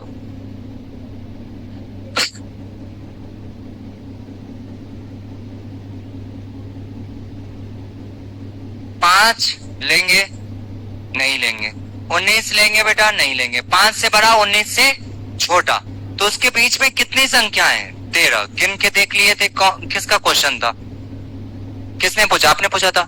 कितने संख्याएं हो सकती है, x 6 भी हो सकता है, मुझे नहीं मालूम, x 7 भी हो सकता है, x 8 भी हो सकता है, ऐसे x 18 तक कुछ भी हो सकता है। चूंकि पूर्णांक है तो सारी गिनती की संख्या होंगी, तो टोटल n वैल्यू कितना आ गया, संख्याएं कितनी हो सकती हैं 13 हो सकती हैं। अब मैंने कहा कि जो मैक्सिमम पॉसिबल वैल्यू है वो 19 से छोटा और 5 से बड़ा। अब हम कंपेयर करके देखते हैं, 19 माइनस 5 कितना आया 14। अब 14 में से कितना घटा देंगे कि 13 आएगा, 1 घटाएंगे, तो ये हमारे लिए क्या बन गया फॉर्मूला। तो इसमें आप कह सकते हैं मैक्सिमम माइनस मिनिमम माइनस 1। तो आप लिख सकते हैं 19 माइनस 5 माइनस 1, तो कितना आ जाएगा बेटा 13 आ जाएगा। कितना आ जाएगा 13 आ जाएगा। प्लीज नोट कर लीजिएगा। अगला प्रश्न लिखें बेटा, करोगे सारे बच्चे? ऑप्शन भी दे दिया था कि क्या ऑप्शन आपको दिया जाएगा, क्या ऑप्शन आपको दिया जाएगा वो भी जरा समझ लीजिएगा। यहाँ पे लिखा हुआ है कि इस टाइप के क्वेश्चन दिए जाएंगे, और ये क्या है, प्लीज एक लाइन और लिख लेना, ये क्या है रेंज है। क्या है रेंज है। एक्स कहां से कहां के बीच में लाई करेगा।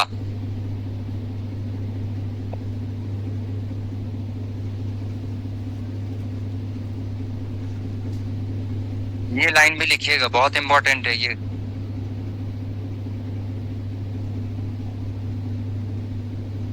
ऐसे लिख लीजिए, मिटा दो इस साइड, ये तो लिख लियो, ये वाला तो हो गया ना, इधर लिखो, इधर तो लिख लियो। दूसरा क्वेश्चन, क्वेश्चन नंबर 2।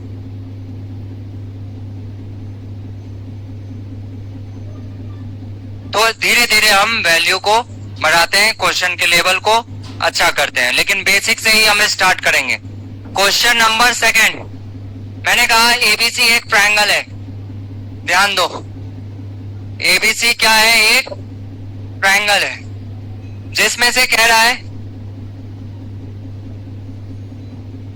एडी लंब है बीसी पे।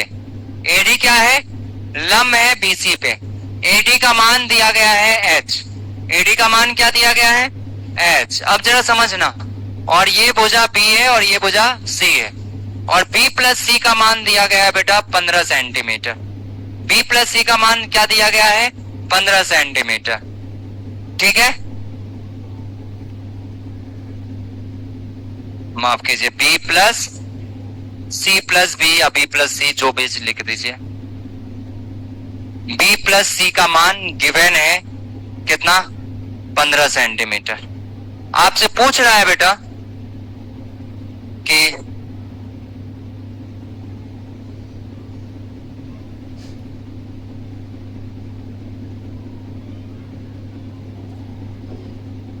find the minimum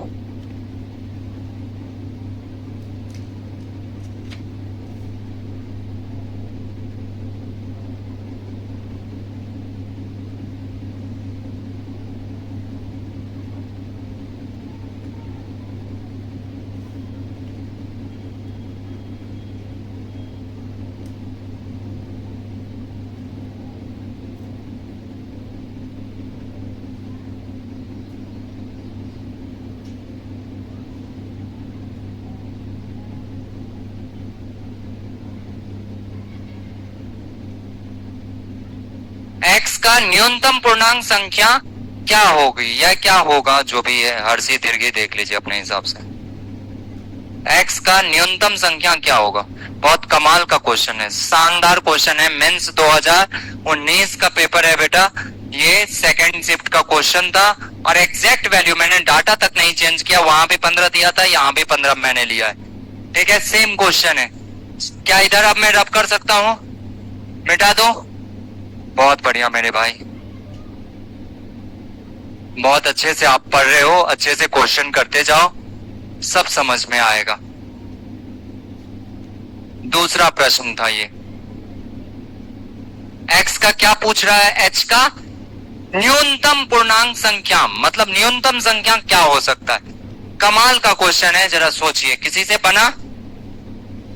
अभी सब कुछ पढ़ लिए आप, त्रिभुज के प्रकार पढ़ लिए, आपने देखा त्रिभुज के प्रकार में क्या दिया गया था। न्यून कोण त्रिभुज, अधिक कोण त्रिभुज, समबाहु त्रिभुज, विषमबाहु त्रिभुज, क्या क्या प्रकार हो सकते हैं वो सब कुछ आपने पढ़ा। आज क्वेश्चन है सामने तो आप क्वेश्चन नहीं कर पा रहे। चलिए, क्या मैं ही बता दूं? कोशिश भी नहीं करोगे? अच्छा, बुरा भी नहीं लगता है कि मेरे से क्वेश्चन नहीं बना? आप सो लिए, ठीक है, अच्छी बात है, जरा ध्यान दीजिएगा। अब मुझे एक बात बताओ, कोई बात नहीं बेटा, बना तो अच्छी बात है, नहीं बना तो और भी अच्छी बात है, आराम से समझो। अब अच्छे से समझना और साथ देना। मैंने कहा कि अगर समकोण त्रिभुज है तो समकोण त्रिभुज में सबसे बड़े कोण के सामने क्या होता है? सबसे बड़ी भुजा। अगर ये 90 डिग्री है तो P क्या होगा? सबसे बड़ी भुजा होगी। तो इसका मतलब ये है बेटा, मैं सॉल्यूशन लिख रहा हूं, B is greater to H। B क्या लंब से, कर्ण क्या लंब से बड़ा होगा कि नहीं होगा? क्या ये भी समकोण त्रिभुज है? तो ये भी इस त्रिभुज का सबसे बड़ी भुजा है। तो क्या C ग्रेटर होगा H? नहीं होगा। ये किस त्रिभुज में? इन त्रिभुज AD। और ये किस त्रिभुज में? AD। क्या बात है, इतने अच्छे से तुम लोग आंसर दे रहे हो, हृदय परिवर्तन हो गया क्या? B plus C greater to कितना बेटा? अब हमें पता है, अगर दोनों समीकरण को मैंने जोड़ दिया, इन इक्वालिटीज को जोड़ दिया, B प्लस C का मान दिया था कितना बेटा? 15। 15 इज ग्रेटर, 2 लाइन का क्वेश्चन था और मेंस का क्वेश्चन था। 15 हमेशा बड़ा होगा 2H से, यानी कि तुम ऐसे भी लिख सकते हो, 2H छोटा होगा किससे? 15 से। तो H छोटा होगा किससे? 15/2 से। 15/2 मतलब, तो H का मान हमेशा छोटा होगा किससे? 7.5 से। समझ में आ गई बात? तो बेटा ये नंबर सिस्टम है। मुझे बताना, यहाँ पे मिनिमम लिखे हैं ना, मेरे से गलती हो गया, यहाँ पे मैक्सिमम कर दीजिए। क्या कर दीजिए बेटा? मैक्सिमम कर दीजिए, न्यूनतम के बदले अधिकतम।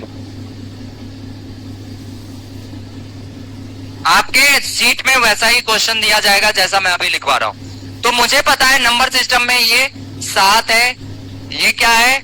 8 है, और ये कहां तक जा रहा है? अनंत तक। तो इसके बीच में कितना है? 7.5। अब मैं कह रहा हूं कि क्या नहीं होगा? 7.5 से क्या है? छोटा है। 7.5 से छोटा है, तो ये 7.5 से छोटा है। अब छोटा 0 से बड़ा कुछ भी हो सकता है, और 7.5 से छोटा कुछ भी हो सकता है। अब बेटा 1 हो सकता है, 2 हो सकता है, 3 हो सकता है, 4 हो सकता है, 5, 6 और ये रहा आपका 7।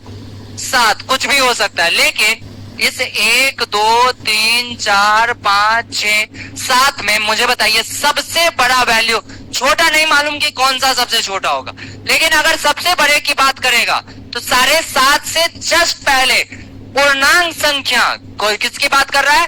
पूर्णांक। तो पूर्णांक संख्या क्या है? 7। तो मैक्सिमम H मैक्स कितना आ जाएगा बेटा? 7। हमारा आंसर कितना आएगा? 7 आएगा। बात समझ में आया? 7.5 से क्या होना चाहिए? H को छोटा होना चाहिए। H हमेशा छोटा होगा किससे? 7.5 से। 7.5 बड़ा है किससे? H से। मैं कह रहा हूं नंबर संख्या पे 7.5 से छोटा ही होगा पूरे H की वैल्यू। तो पहला पूर्णांक क्या है? 7। इस सबों में 7 क्या है? सबसे बड़ी भुजा, यानी कि मैक्सिमम वैल्यू। एच मैक्स का मान कितना बेटा? 7 आ गया। एच मैक्स का मान कितना आ गया? 7 आ गया। प्लीज नोट कर लीजिए, बहुत बढ़िया क्वेश्चन, जितनी तारीफ करूं उतना कम। यहाँ पे समकोण पे आधारित था। किस पे आधारित था? समकोण पे आधारित था। जल्दी से नोट कीजिए, अगले प्रश्न की तरफ आगे बढ़ेंगे।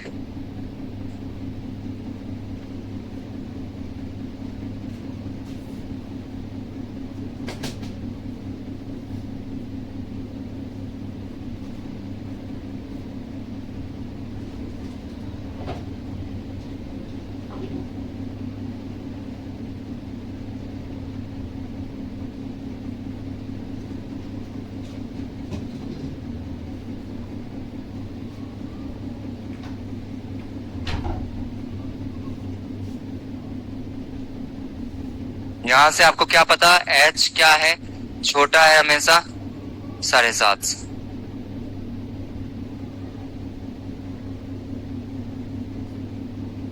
नेक्स्ट क्वेश्चन देखिए क्या।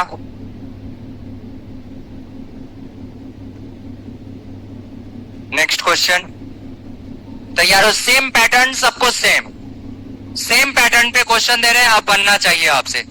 एग्जैक्टली मैं वही क्वेश्चन दे रहा हूं जो आपके शीट में दिया गया है। कल जो आप जब भी आप ट्रायंगल पढ़ेंगे आपको ये शीट मिल जाएगा। चलिए मैं इसे रब करूं क्या? क्वेश्चन तो लिखे लिए हो, चलिए।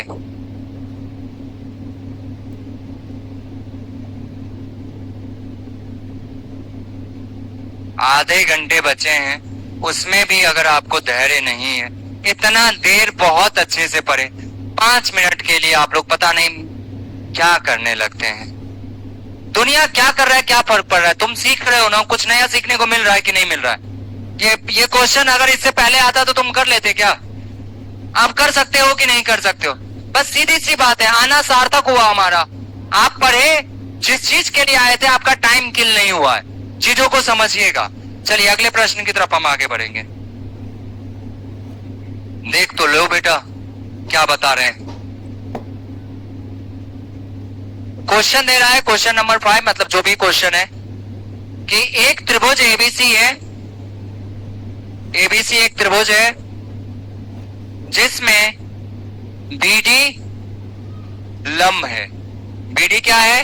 लंब है। In triangle ABC find the smallest integral value of, आपसे क्या बोल रहा है? फाइंड द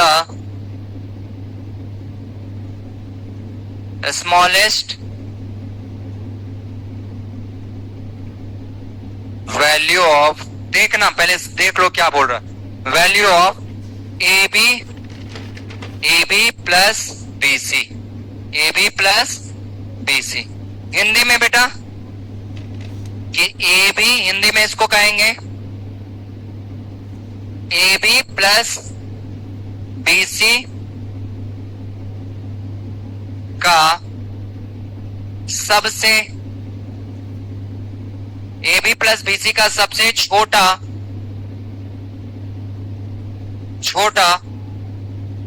पूर्णांक मान ज्ञात कीजिए।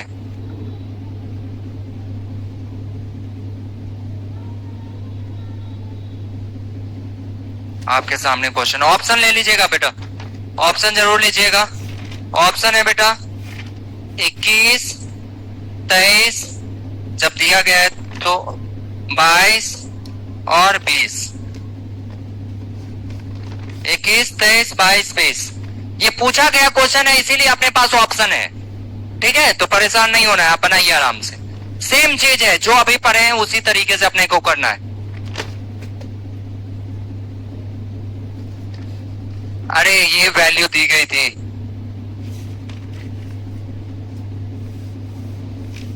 जल्दीबाजी में भूल गया, बीडी का मान दिया गया था। तुम भी सोच रहे होगे वैल्यू कुछ दिया नहीं है, निकालना क्या है। तुम लोगों को तो ट्रायंगल पढ़ा दिए थे।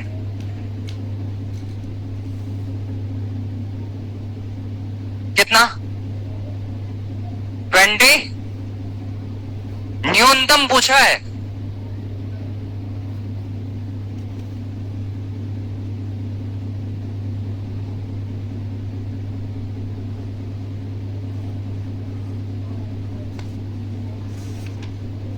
चलिए फिर से एक बार देखेंगे। मान लेते हैं इसका नाम क्या लिया, बीसी का मान ए, और ए बी को क्या बोलते हैं, सी, और इसे क्या मान लेते हैं, क्या बोले, कौन बोला है, ईमानदारी से बता दो, क्या बोले हो, खड़े हो जाओ, जो पीछे देख रहे हो बेटा, क्या बोले हो, हाँ किसने बोला है, तो आवाज तो आएगी ही बेटा,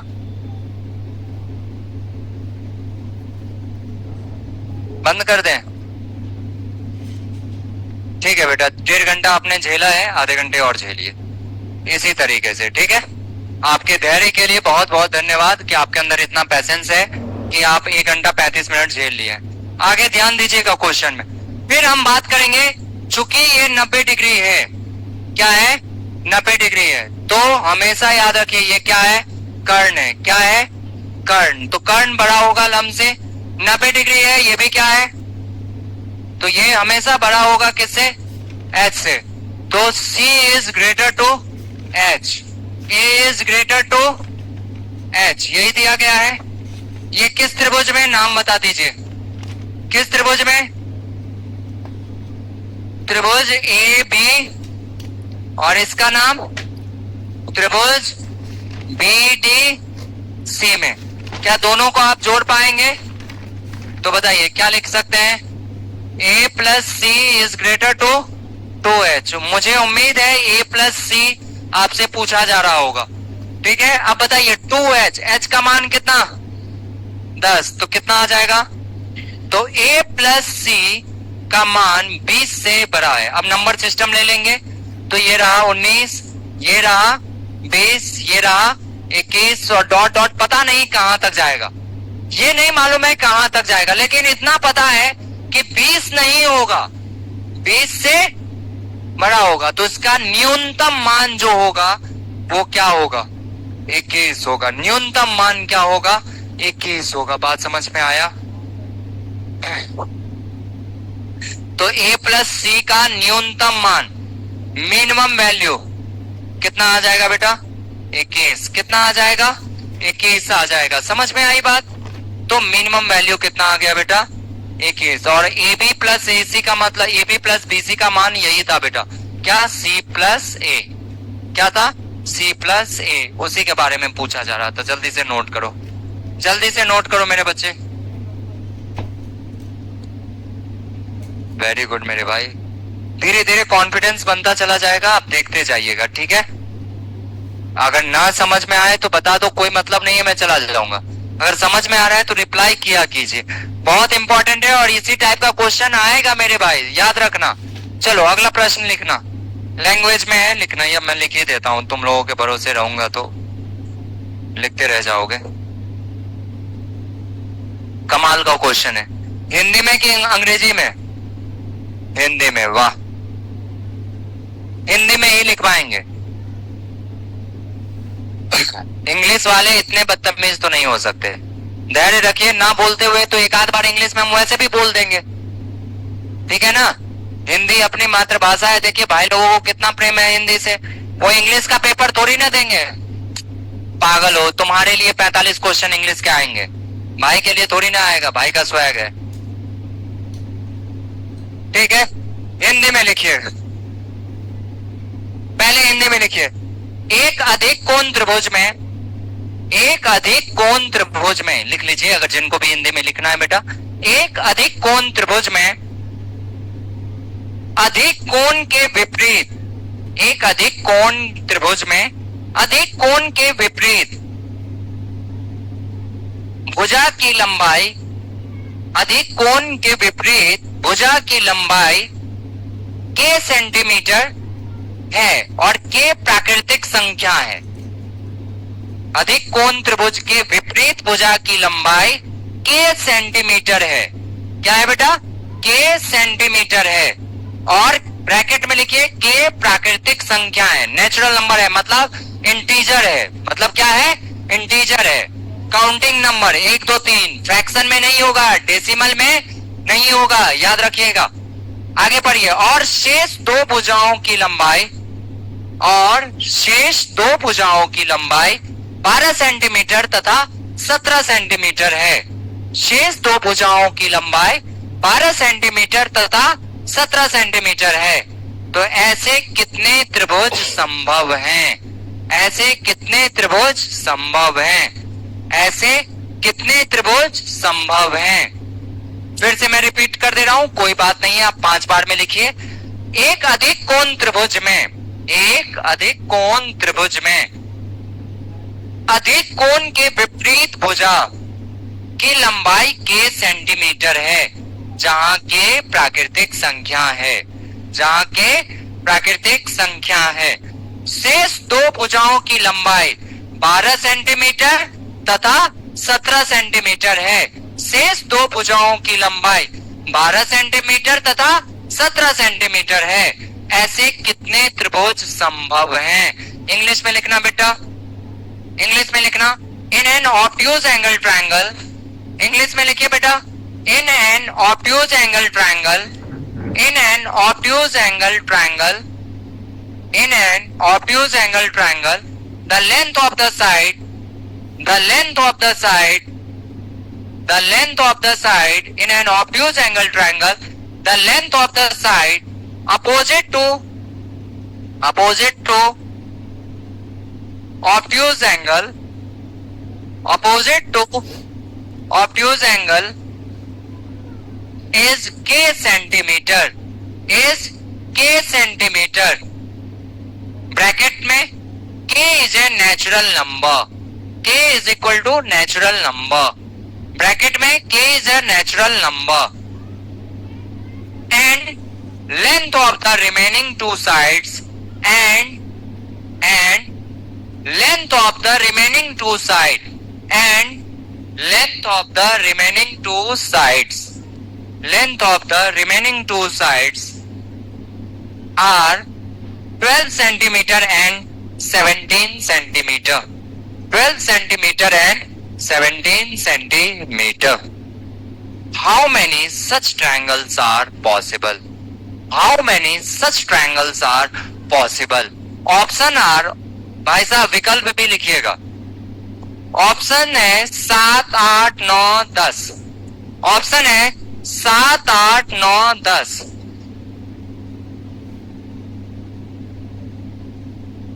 7, 8, 9, 10 बनाइए। हेलो हेलो हेलो,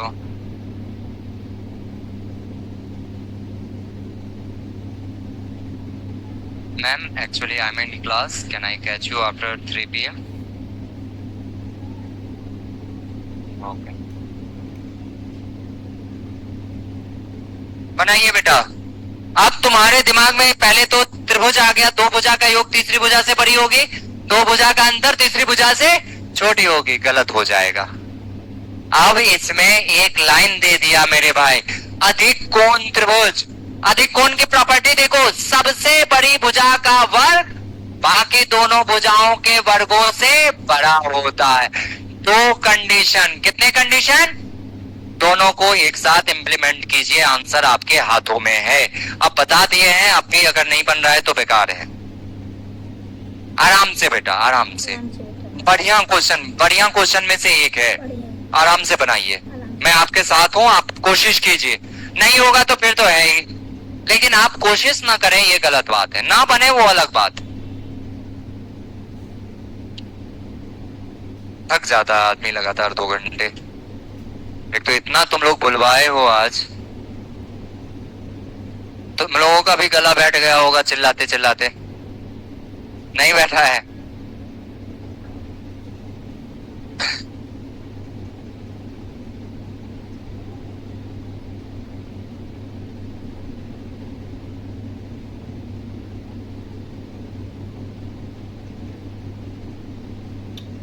चलो, जितना पढ़े हो उतना समझ में आया ना मेरे भाई? सुकून होगा अगर समझ में आ गया, लगेगा कि सार्थक हुआ 2 घंटा पढ़ाना। नहीं आया? 9 आ रहा है, वो उधर से 8 उत्तर दे रहा है, तुम 9 बोल रहे हो।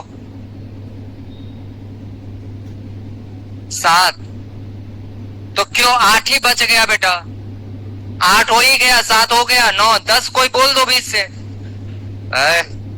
बस डन। कोई घबराने की बात नहीं थी, कोई घबराने की बात नहीं थी। त्रिभुज को हमने समझ लिया है। आइए कैसे समझा जरा देखिए साहब। अधिक कोण त्रिभुज है, सबसे बड़ा कोण सामने की भुजा सबसे बड़ी भुजा, सबसे बड़ी भुजा कितना सेंटीमीटर के, बाकी तो दोनों कुछ भी मान लो 12 और 17 यही दिया गया है। साथ में एक बात और कहा है बेटा, प्लीज सुनना। साथ में एक बात और ये भी कहा है कि के क्या है, पूर्णांक संख्या है। पूर्णांक का मतलब आपको नहीं पता है क्या मेरे भाई? क्या होता है पूर्णांक बताइए?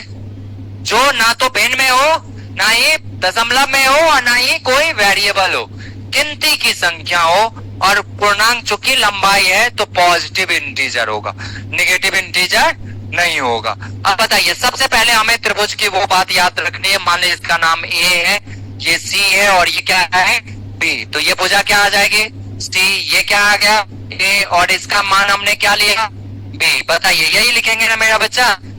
सबसे पहले त्रिभुज वाला, सबसे बड़ी भुजा, कोई भी भुजा दो भुजाओं के योग से क्या होता है छोटा, और दो भुजाओं के अंतर से क्या, यही पढ़े हैं? एक मिनट। हाँ गौरव, क्या हाल मेरे भाई? बढ़िया है भाई। 15 मिनट और देगा? ठीक है, थोड़ा क्लास में 15 मिनट बाद कॉल करते हैं, ठीक है? जरा देखना, दो भुजाओं का योग हमेशा तीसरी भुजा से बड़ी होती है, दो भुजाओं का अंतर तीसरी भुजा से छोटी होती है। ये क्या है? ये तो सब त्रिभुज के लिए, सारे त्रिभुज के लिए कंडीशन था या नहीं था? लेकिन अब एक एक्स्ट्रा कंडीशन आ गया। क्या? ये कंडीशन नंबर 1, कंडीशन नंबर 1। अब क्या कंडीशन नंबर 2? दूसरा कंडीशन ये आया कि किसी भी दो छोटी भुजाओं का वर्गों का योग तीसरी भुजा के वर्ग से, तीसरी मतलब क्या, सबसे बड़ी भुजा,